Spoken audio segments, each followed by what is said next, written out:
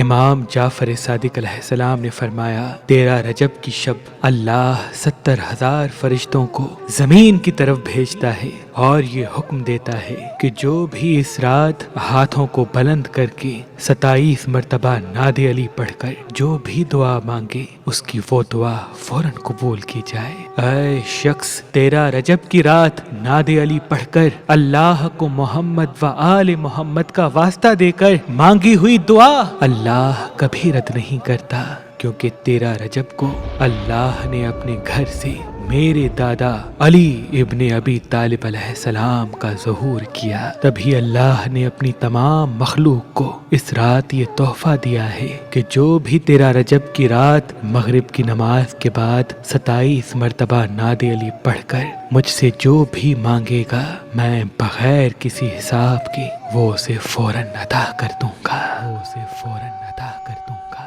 وہ اسے فوراً عطا کر دوں گا۔